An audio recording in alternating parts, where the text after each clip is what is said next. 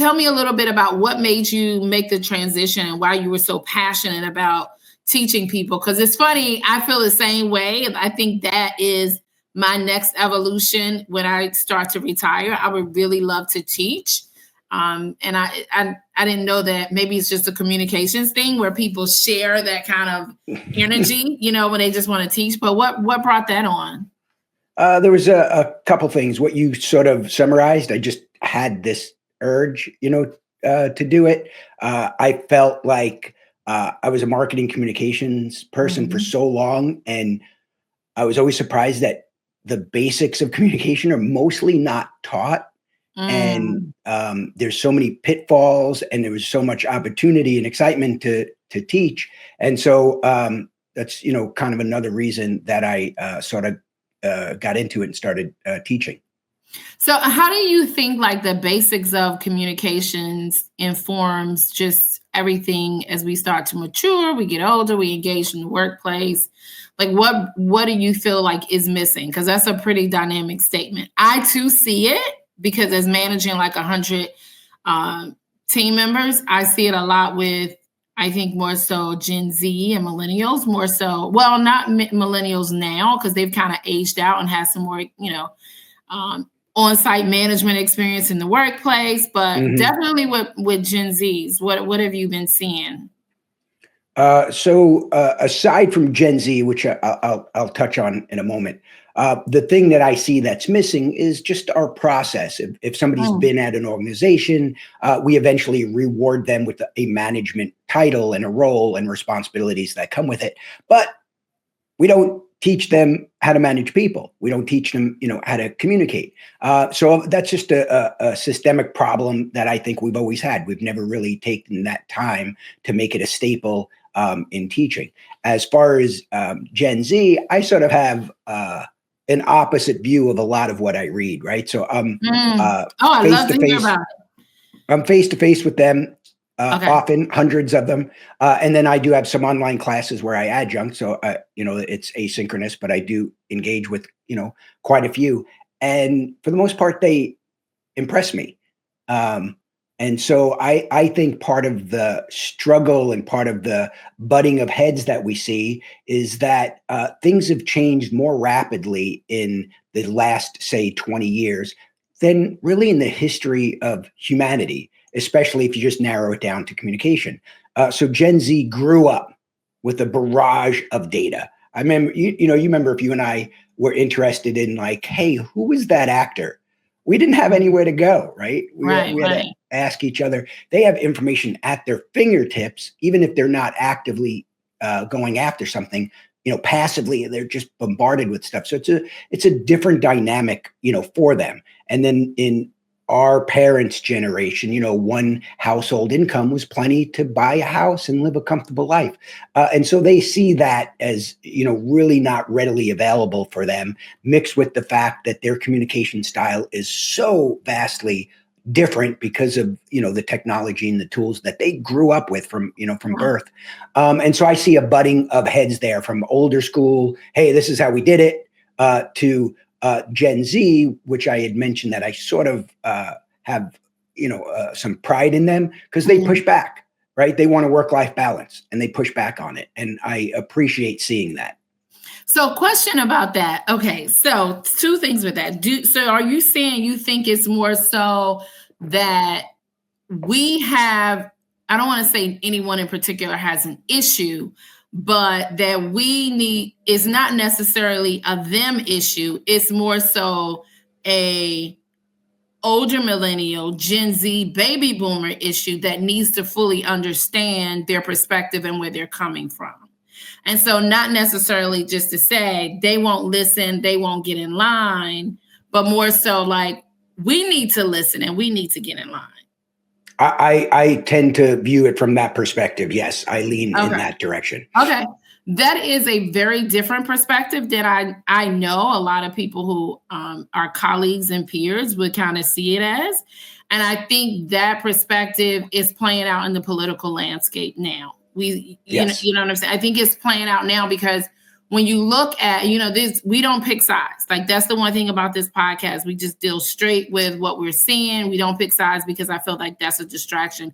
And we talk about that. We talked about that before. But when you really start to look at who's winning elections, and it's really the Gen Zs who are really going to decide the course of the country, regardless of the fact that I think baby boomers, older millennials, because I do classify older millennials who are kind of on the tail end of Gen X, what that looks like in a political landscape, I think we're starting to see that. The problem is, I know not necessarily with the Republicans, but with the Democrats, that is a real issue. And I'm not so sure that issue is as easily resolved, because you do have this mindset with baby boomers, Gen Zs, versus Gen Zs that is completely opposite.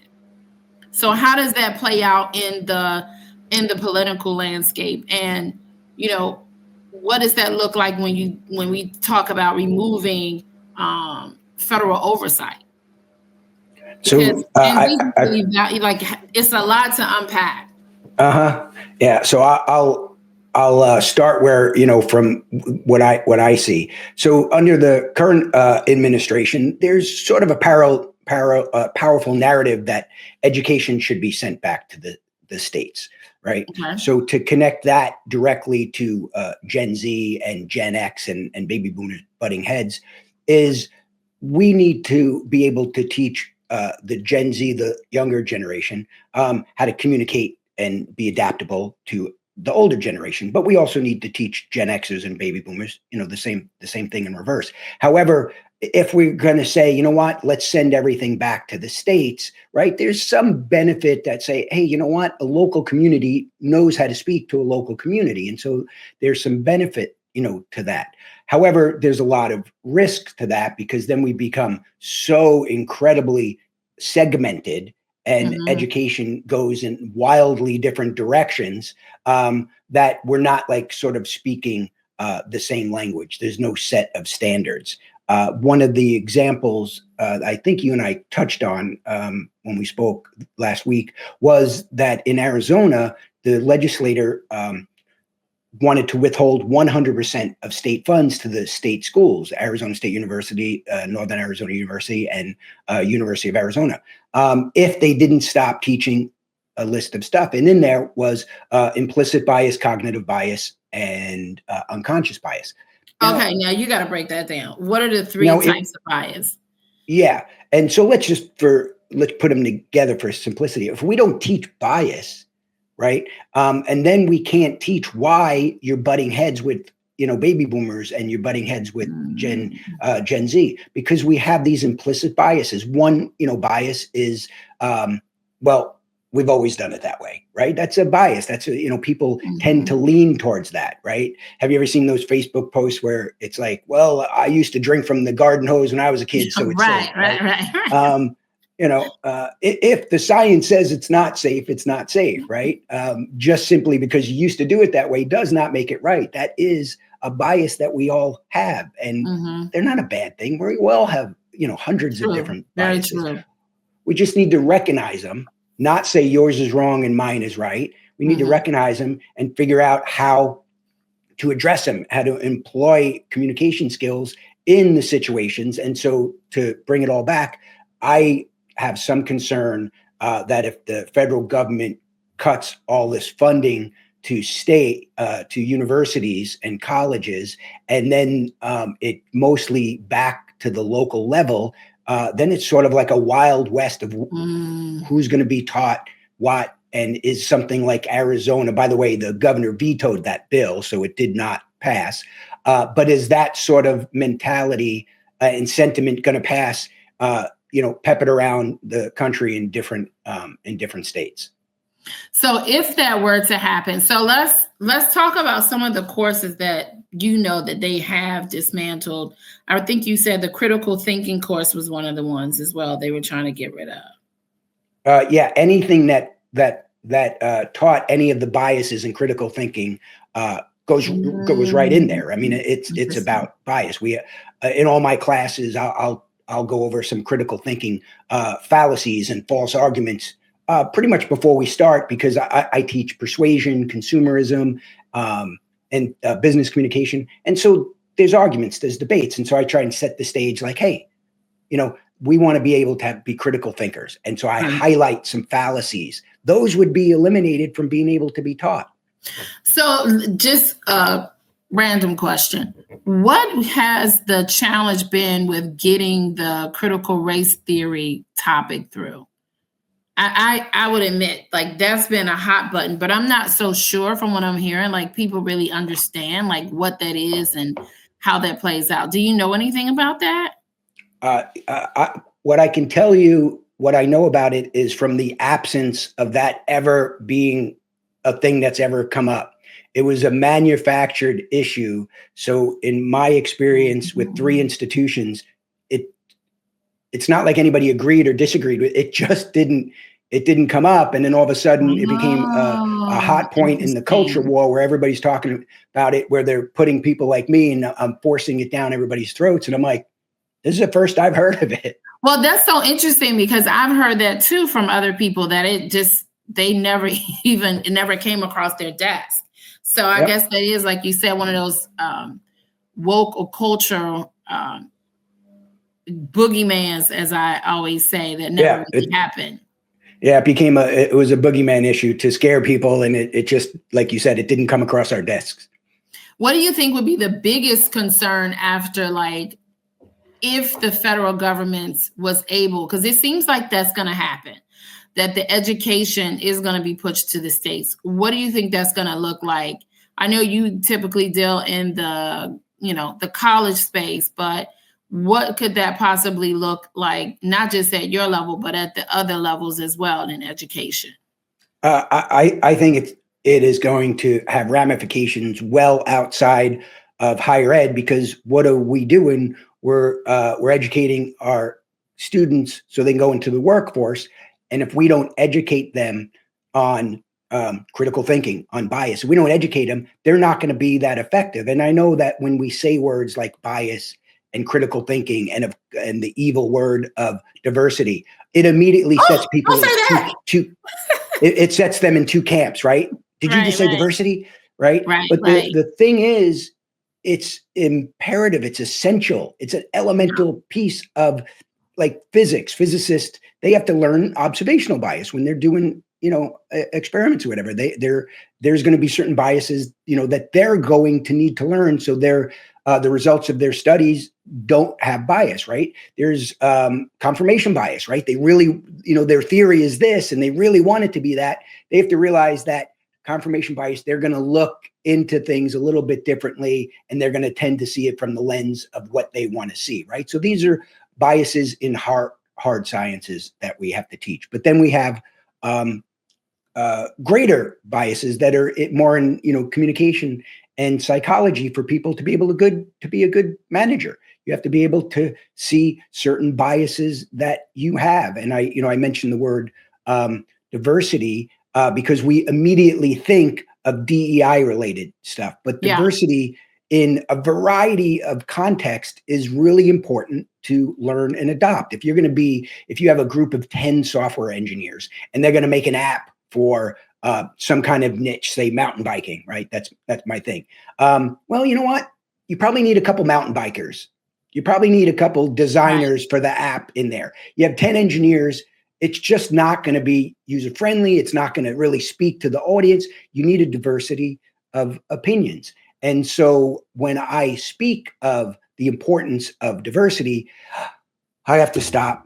I have to step back, and I have to give examples on how it's not just the culture war, as you put it, boogeyman, that people think. And I tend to share this story, which I like, and I feel like it removes the fact that that diversity is greater than just what the current label is.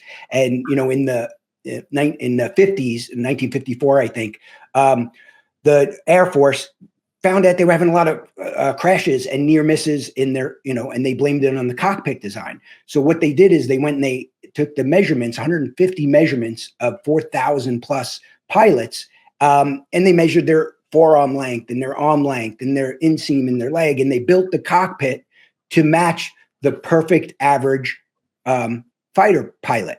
And it didn't work. It got worse because it turned out when they looked at I think it was 4,003 people, nobody was average. It was such a diverse set of body styles that they couldn't build it for average. It was actually detrimental, and crashes and near misses increased. So then they're like, you know what? We need to build the cockpit for extremes. We need to build the cockpit so it encompasses a diverse set of body types. And that's how I tend to go and introduce it, so I can say, hey, this is greater than what you're thinking, because diversity has been hijacked. The name has been hijacked.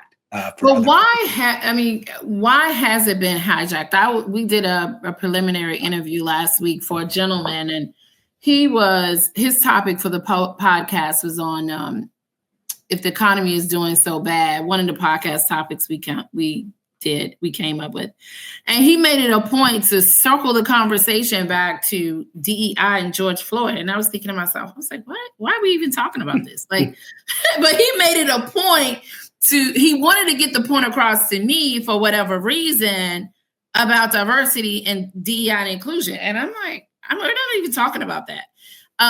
But what I do think is, I personally think that the reason why diversity is so important is because most people who make the hiring decisions don't necessarily always look alike, right? Like everyone else in America. And we need to ensure that there's equity and access.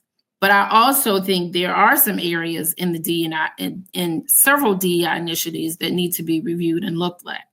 But I don't think you throw the baby out with the bathwater, right? I was able to have a very robust and blessed career in government contracting because I was able to get in on the 8A program. Well, from that program, I hired and trained like over 100 employees. And many of them were of various ethnicities, racial groups, men, women, orientations. And they have gone on to do very well. And I gave them career opportunities, regardless of whether they were white or Black. And they have gone to work and still work at some of the major agencies. That is an example of the access for me paved the way for other people who didn't necessarily look like me. And I think that's the frustration that I have when people try to assault the DEI and diversity and inclusion. But I'm interested because I think it's just, it doesn't make sense, right? Because just because you give one person access does not mean that they're not going to give everyone else access. So just from that one opportunity for me, I've given over 100 other people opportunities through subcontracting, through training, through experience in the workplace where they didn't have the experience on their resume. I was able to hire those people and give them opportunities, right? But if I had never gotten that opportunity, more than likely, they wouldn't have never gotten that opportunity. Yep. So I think it's very much a pay it forward. There are areas that I think we as a country have moved beyond when it comes to DEI, but I think that needs to be investigated through a bipartisan organization, but not necessarily what we're seeing now, which is the assault on DEI. And what I really take offense to is DEI has become a code word for Black. And that I have a problem with because I am highly qualified and capable, but I think that sometimes people don't necessarily see that because they just immediately lump you all in. So I like to know a little bit about what are you seeing from and hearing from your Gen Z students about DEI and what's happening. Are they more woke where this is an issue, or are they don't see it as an issue anymore? Because I'm curious, because they've a lot of them have moved beyond some of the things that were challenges for Gen X and baby boomers, especially when it comes to DEI and opportunity and access. So unfortunately, it's still an issue. Like I mentioned, really? Mentioned the word DEI. So I can tell you roughly, because I try and keep tabs on this, there's probably about 20% of my students on a regular basis who have an immediate need action that DEI is bad. and we discuss quite a bit in Really? my, An you know, my immediate classes. reaction And that DEI is bad. yeah, yeah. Wow. What happens is take, for example, public speaking. In public speaking, we have I teach how to do different kinds of speeches. One is a persuasive speech, and so I say, pick an item, a topic, pick something that might be controversial, and you want to be able to not just argue it, but you want to persuade. That's your goal, to persuade the other people that don't agree. And so during that, I can tell about 80% pick something that would be more woke friendly, and about 20% pick something that is anti that. So I do see that pretty clean break on a regular basis. And I talk to them, and it mostly comes down to their family and their news source. That's what's determining their belief. The family and news source. And see, that goes to what I was saying before, not fully understanding or having access to other people who don't look like you. I agree. So that's the problem. Like, we wouldn't even need DEI. I think I agree. I think one of the biggest strengths of DEI is that, it forces us to say, you know what? I don't know, right? I need to be aware of things. I'm never going to know everything, right? I teach some intercultural communication, and I don't know everything about every culture, not even a fraction of 1%. But my strength there, my education is, I know I don't know. And so I have to be aware of that. And so DEI lets us know that, because, we talk about bias. So what happens is, when a hiring manager hires 50 people, they tend to look and talk and have a similar background to them. And so with DEI forces and says, hey, you know what? Just step back and look and say, this isn't the average pilot, right? That you're designing for. It's going to be a more diverse, set of pilots, and that's not a bad thing. So expand your view. So I think that's the real strength of DEI, is to make us question our awareness. And I think that's a good perspective as well, because that's my foundational argument is, show me who's at your wedding and show me who's at your baby shower. Mm-hmm. If you don't have any diversity, then show me who's in your workplace, right? Because I think for me, even being a mom and raising my daughter, I'm very intentional to ensure I curate her social circle, even as young as she is now, to ensure that she has diversity of friends, because I personally believe that perspective is important. Because when she enters the workplace, then she's able to interact and network and know as many people as possible. And as a matter of fact, I was at church a few months about last year, and I met this Caucasian couple, this white couple, and they were so cool, and we just hit it off. And I was like, what about the community? I have since moved to the community. I said, what about the community do you like? And they said, you know what? We grew up, we lived in Georgia, and we were literally, there was no diversity at all. And I thought about it, because they have 2 children, and I thought about it, and I was like, this is not what the world is going to look like in 20 years. And to ensure that my children are successful, they need to know and be comfortable interacting with all people. And I was just so impressed by that. And I think that's what I share as well. My sense of personal belief as well is that shared understanding of people makes better people. But what I'm seeing is everyone doesn't feel that way. And to what extreme? Going back to the topic at hand, education in the States, what does education look like in Texas, in Idaho, in Florida, if you don't have any kind of federal oversight? I think we're going to dig a deeper hole into segmentation, and what's really going on now is just going to be supersized. I agree. So In order to welcome somebody where we respect them and we care more about them, we have to not treat them like an out group, and that's a natural human thing. Our in group and our out group. Right? We have all these, groups. Your family is an in group, another family is an out group, right? So it's easy to say that group is wrong, but the more time you spend and you get to know them, you build empathy, and then all of a sudden there's a connection and there's a trust, and that's how we grow, and that's how different people mesh, and make a greater community. However, like you pointed out, what happens if, let's use Idaho as the boogeyman. I lived in Idaho for a while. Oh, really? Is it the boogeyman?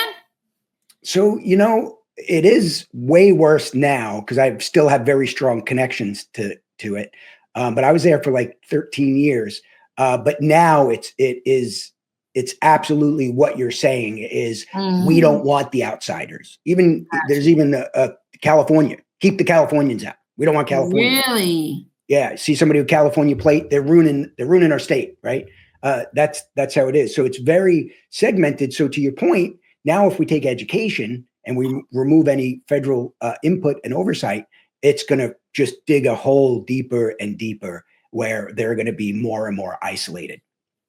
And with that isolation, what is also concerning is indoctrination. So we're not necessarily focusing on the education and math, the technical aspect of education, but more programming.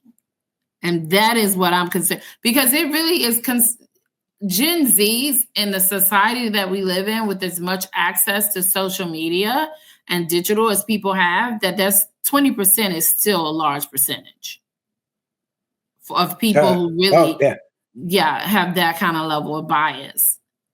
Yeah. And that's the ones who are comfortable talking about it. So it's probably a lot more than that.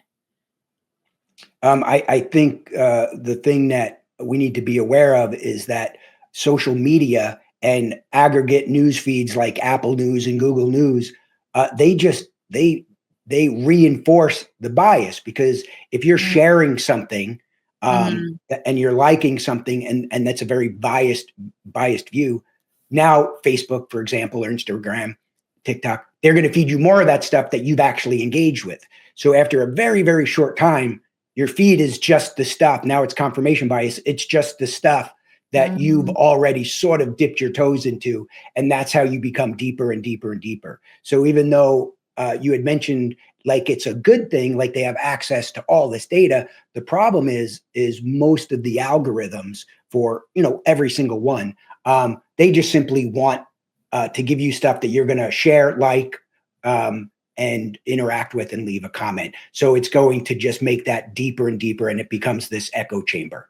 As it's like they don't have the emotional maturity as well to kind of censor through that and say, well, that's not all people. Yeah, correct. I teach a consumerism and communication class, which is a critical look at consumerism. And in it, in the very, very, very first class, I always ask the students, are you an agent or a dupe? Meaning when you buy stuff, do you have agency? Do you make all your own decisions, or are you duped? And most students say they're an agent, maybe 90% of them, that they make their own decisions. By the end of the class, it just all the time, it's about 100%. They're like, I'm a dupe all the time. Really? Because they start realizing the power of messaging and how it's really taking some of their autonomy away. And they don't even realize it until we spend, 3 months highlighting it and pointing it out. And so it's awesome, and it's educational, and it's fun. However, I get to do that in that class, right? I don't get to do that in every class. So they're very much a victim, so to speak, of their news feed and their social media feed. Well, I was going to say, I'm hoping that the small screen like podcasts can kind of help with that. But going back to what you're saying, that might be more detrimental, because then you're following people who kind of share your own belief system. And what I will do sometimes is I'll intentionally follow or listen to someone who, I kind of sit on both sides. I see both perspectives a lot of times. But what I can do is I can, like people that I'm completely polar opposite with, I sit and I listen just to force myself to maintain a sense of growth and maturity, to say, okay, I can kind of see that perspective, because even though you don't agree, if you can see a person's perspective, I think that's the first step. How does that play out with your students? Like at the end, how do they recognize they're being duped? And is it just something that they say, okay, I'm being duped, or do they walk away feeling like, okay, this is something I need to look at my whole life for? I mean, I know you're only a teacher for a little bit of time. Yeah. But in that particular class, they do. And so I have, 3 papers that they have to write, throughout the semester, and they're all reflection based. And so they Oh, often, interesting. share these things, and they do come to terms with it. And so for them, they're open. And I think we started this by saying I'm kind of a fan and I'm impressed by Gen Z. Yeah, They are very, for the most part, they're just open. It's like you tell them something I that like that. contradicts with their identity, Yeah, right? If I do that to my Uncle Frank, I don't have an Uncle Frank, but you know what I mean? yeah, Like he would like fight back immediately. But if right. you give them some criticism on their critical thinking skills, I get it, and Okay. they adapt.